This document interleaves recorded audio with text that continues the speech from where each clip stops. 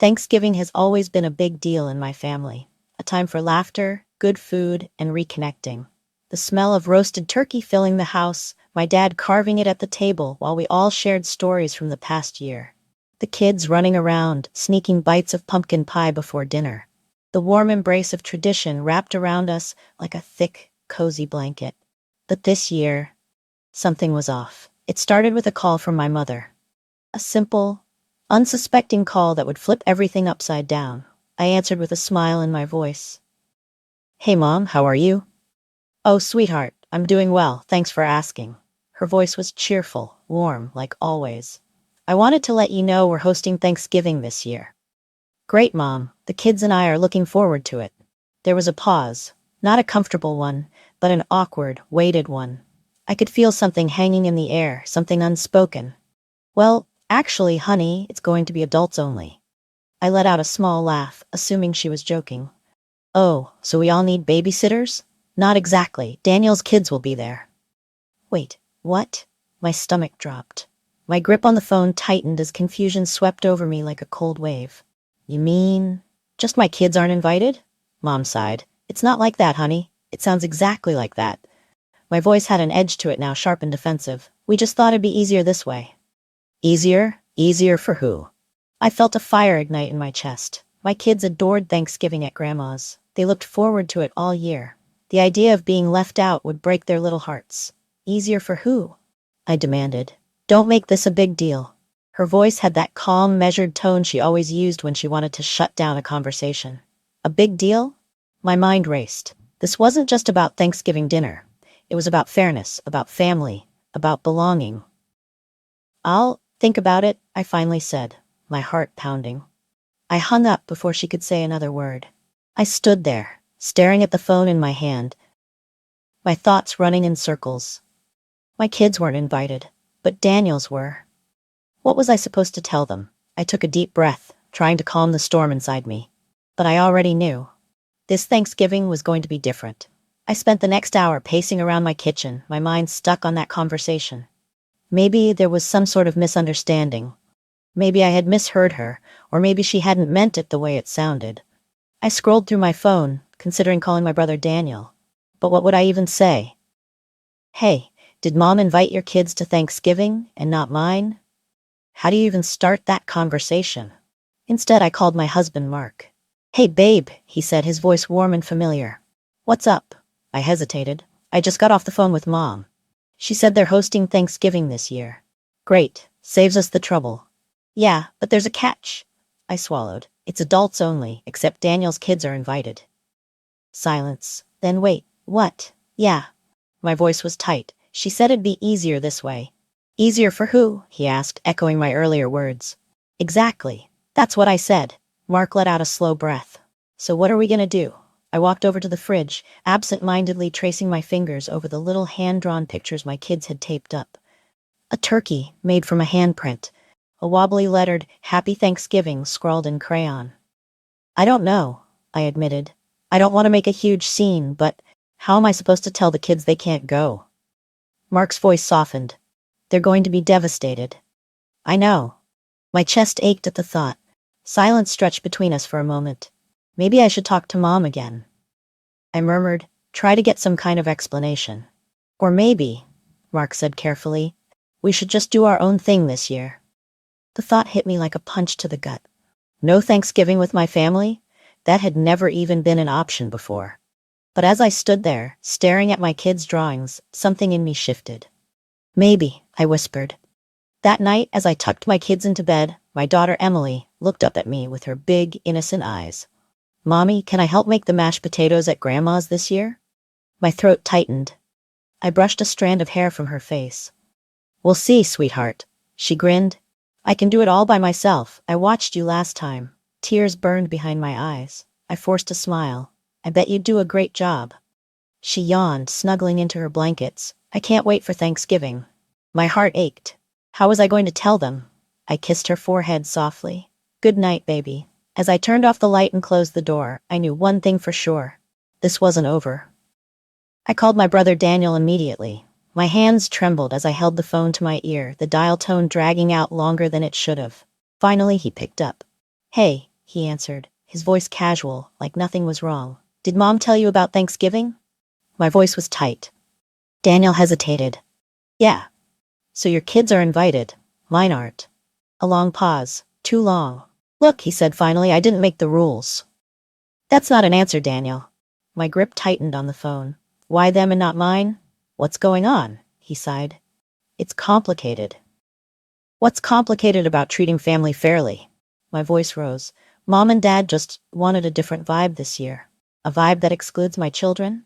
Silence. That told me everything I needed to know. He knew it was unfair. He knew it was wrong. And yet here he was, justifying it, going along with it. I can't believe you're okay with this, I said, my voice trembling with frustration. I didn't say that. But you're still going. Daniel hesitated again. Yeah. My blood boiled. Unbelievable. I hung up. My own family was shutting us out. I sat on the couch, staring at the phone in my lap. My heart pounded in my chest, my thoughts racing. This wasn't just about Thanksgiving. It was about what it meant. About my kids. About me. Exclusion. Rejection. How was I supposed to explain this to them? What was I supposed to say when they asked why we weren't going to Grandma's this year? I could already see my daughter's confused little face. My son's disappointment. I swallowed the lump in my throat and took a deep breath. I needed answers.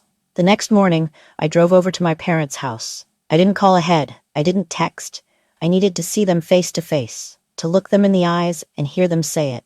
When Mom opened the door, she looked surprised. Oh, honey, I wasn't expecting you. I walked past her into the house. We need to talk.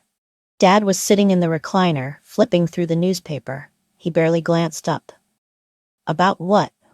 Mom asked, closing the door behind me. I turned to face her. Why aren't my kids invited to Thanksgiving? She sighed and walked into the kitchen, pouring herself a cup of coffee. It's not personal, she said, as if that made it better.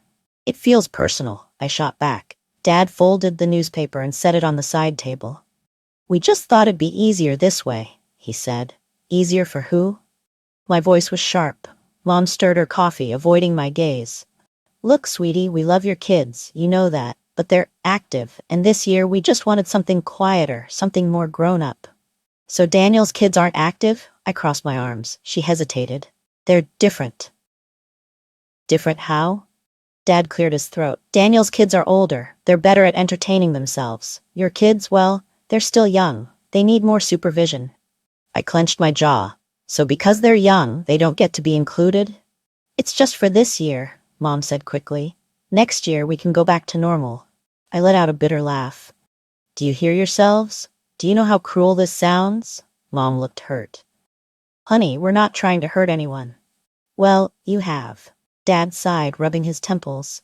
We just thought it would be easier on everyone, less chaos. I shook my head. You didn't think about what this would do to my kids. Silence. And that was the problem. They hadn't thought about it. Or maybe they had, and they just didn't care enough. I grabbed my keys. Enjoy your quiet Thanksgiving. Mom stepped forward. Honey, don't be like this. I looked at her, really looked at her. Like what? Like a mother standing up for her kids? She opened her mouth, then closed it. I turned and walked out the door. Despite everything, I went. I needed answers. Walking in, I saw the table set beautifully. Candles flickered, reflecting off the fine china. The warm aroma of turkey, stuffing, and fresh-baked rolls filled the air. It looked like the perfect Thanksgiving dinner. But then my eyes landed on the kids' table. Only Daniel's children sat there, happily chatting and giggling. My stomach twisted. Mom's face lit up when she saw me. You came, she said, voice laced with relief, as if I had done her a favor by showing up. I crossed my arms. Yeah, where should I sit? Oh wait, maybe outside since my kids weren't welcome. Mom's smile faded instantly. Can we not do this now? I turned to Dad, whose usual calm demeanor looked strained. Are you okay with this? He sighed, rubbing his temples. We just thought... You thought what? That my kids aren't worth an invite? My voice was sharp, cutting through the festive atmosphere. Conversations around the table fell into silence. Eyes darted away, uncomfortable. Mom interjected quickly. It's not like that. I took a step closer. Then explain it. Mom shifted uncomfortably, her fingers fidgeting with the edge of a napkin. We thought an adult-only dinner would be easier. Easier for who? Certainly not me or my kids. Daniel cleared his throat, clearly wishing he were anywhere but here. Look, let's just eat. I glared at him. Easy for you to say. He sighed, running a hand through his hair. I didn't plan this. But you went along with it. Silence stretched between us. The air was thick with tension. I scanned the room, locking eyes with my cousin Emily, who gave me a sympathetic look before quickly looking away. My aunt shifted in her chair, suddenly interested in her plate. No one wanted to be involved, but they all knew this wasn't right. I took a deep breath, trying to keep my composure. So let me get this straight. My kids, your grandkids, weren't invited, but Daniel's kids were. What makes them different? Mom opened her mouth, then closed it. It's not about that. Then what is it about? Dad spoke up, his voice gruff. We just wanted a quieter evening. Quieter? I let out a bitter laugh. So my kids are too loud for Thanksgiving now? Mom hesitated. They can be a handful. My hands clenched into fists. They're children, Mom. They get excited, they play. That's what kids do. Mom looked to Daniel for help, but he just stared at his plate. I scoffed. You know what? This isn't about a quiet evening. If it were, you wouldn't have invited any kids. You picked and chose, and you left mine out. Dad exhaled sharply. It's just one dinner. One dinner? I shook my head. No. This is a message. A message that my kids, and by extension me, don't belong here. A heavy silence fell over the room. I saw guilt flicker across my mother's face, but she stayed silent. I looked at my brother. You're really okay with this? Daniel sighed. It's not about being okay with it, it's about keeping the peace. I let out a humorless laugh. Keeping the peace? At the cost of my children's feelings? He didn't answer. I shook my head. Wow. Unbelievable. I turned to leave, grabbing my coat from the rack by the door. My mom stood up quickly. Wait, don't go. I paused, looking at her. Give me one good reason. She looked around the room, tough as if searching for support. When she found none, she sighed. Because we're family. I swallowed the lump in my throat. Family doesn't do this. I walked out the door, stepping into the cold night air. As I reached my car, I pulled out my phone, texting my kids. We're having our own Thanksgiving. Just us. It's going to be the best one yet. And for the first time that night, I smiled. I turned to my parents, my voice steady but firm. Tell me the real reason. Mom hesitated, glancing at Dad. He sighed, rubbing his temples. It's about their behavior last year. I froze. My mind reeled. Excuse me? Mom sighed, shifting in her chair. They were a little disruptive, I scoffed. They're kids, Mom. That's what kids do. Dad shook his head, his expression tight. It wasn't just small things. They broke a plate, spilled drinks. They ran around when we were trying to eat. My jaw clenched. And Daniel's kids never do anything wrong? Mom fidgeted with her napkin. It was just different. A cold sensation settled in my stomach. Different how? No one answered. The silence stretched between us, heavy and suffocating. Then it clicked. I leaned forward, my voice dropping. You think my kids are a problem because they don't sit quietly like Daniel's. Silence. My heart pounded. So instead of talking to me, instead of setting expectations, you just excluded them? My voice cracked with anger and hurt. Mom's eyes filled with guilt. We didn't mean to hurt you. I let out a bitter laugh. But you did. You made a decision about my kids without even talking to me. You decided they weren't good enough to be here. Dad sighed, rubbing the back of his neck. We just thought, maybe it would be easier this way. Easier for who? You? So you wouldn't have to deal with them? You think I don't teach my kids manners? Mom shook her head quickly. It's not that. Then what is it? My voice rose, echoing in the dining room. Because from where I'm standing, it looks like you're playing favorites. Daniel cleared his throat, shifting uncomfortably. Look, I get why you're upset. I turned to him, my glare sharp. Do you? Because you still showed up, you still sat here, knowing my kids weren't welcome. He exhaled, looking at the table. I didn't agree with it, but you didn't say anything, did you? I snapped. You just let it happen. His jaw tightened. It wasn't my call. But you benefited from it. Your kids got to be here. Mine didn't. And you just went along with it. More silence. More shifting glances. My parents looked like they wanted to shrink into their chairs. Good. Let them feel the weight of what they'd done. I took a slow breath, my hands gripping the edge of the table. You made my kids feel unwanted. Do you understand that? They were excited about Thanksgiving. They wanted to be here. And you took that from them. Mom wiped at her eyes. We weren't trying to be cruel.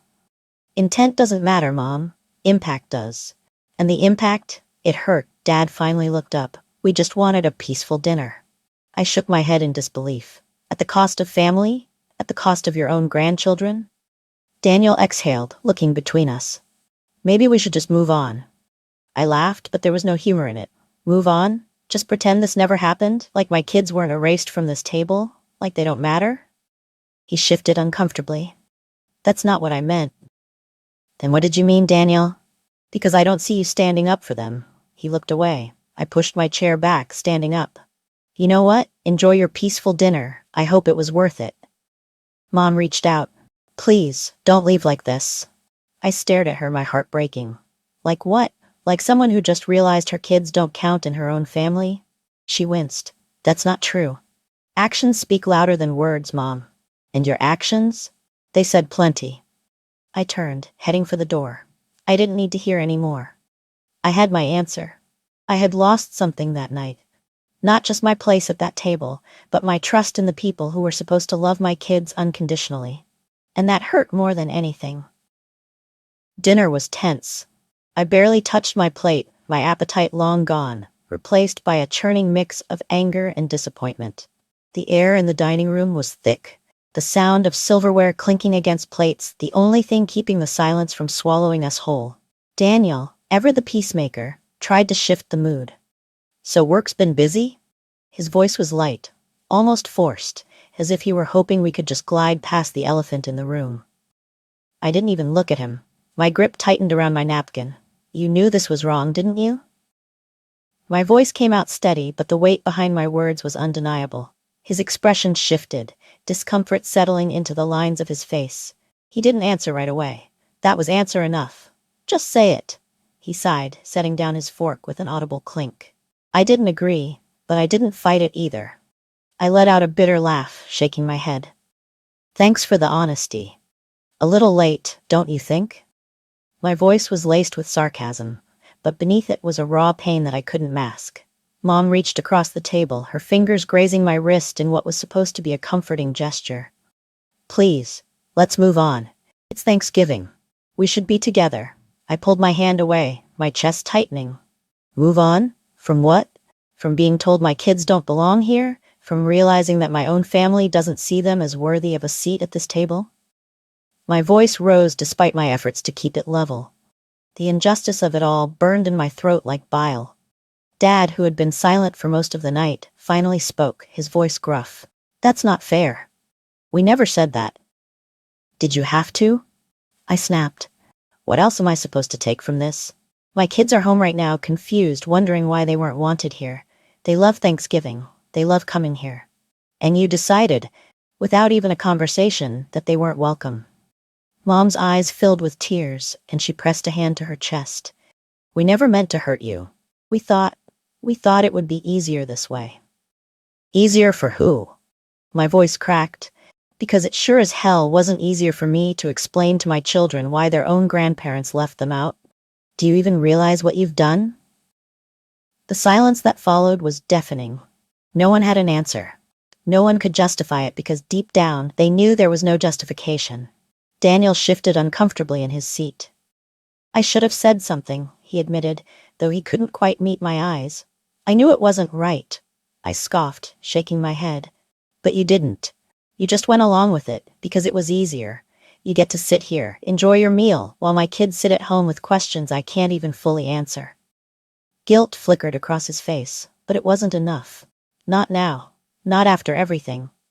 I exhaled sharply, pushing back my chair. I can't do this. My voice was barely above a whisper now, the weight of the evening pressing down on my shoulders. Mom's face fell. Please, don't go. I stood, smoothing down my sweater with shaky hands. Enjoy your perfect Thanksgiving. Without another word, I turned and walked out, leaving behind a family that no longer felt like home. Driving home, I gripped the steering wheel tighter than necessary, my knuckles white from the pressure. The cold November air seeped through the tiny cracks of the car, but the chill in my heart was colder. I had spent the evening surrounded by family, yet I had never felt more alone. As I pulled into the driveway, the glow of our home's warm lights felt like a stark contrast to the icy turmoil swirling inside me. I took a deep breath before stepping out of the car. forcing a smile onto my face as I approached the front door. No matter what had happened tonight, my children didn't deserve to see my pain.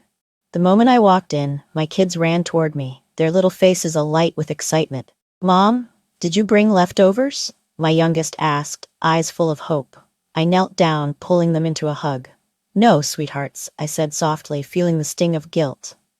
"But I was thinking, how about we start our own Thanksgiving tradition?" Their eyes widened with curiosity. "Like what?" I stood up, trying to shake off the sadness still clinging to me. "Anything we want," I said, a spark of excitement creeping into my voice. "How about homemade pizzas?" Their cheers filled the room, replacing the hollow silence that had settled in my heart on the drive home. We hurried into the kitchen, rolling out dough, spreading sauce, and layering on toppings with reckless abandon. Cheese landed on the counter. A few pepperonis ended up in my son's mouth before they made it onto the pizza, and laughter filled the space where sorrow had threatened to take root. While the pizzas baked, we set up board games in the living room. The warm scent of bubbling cheese and crisping crust filled the house, wrapping us in comfort.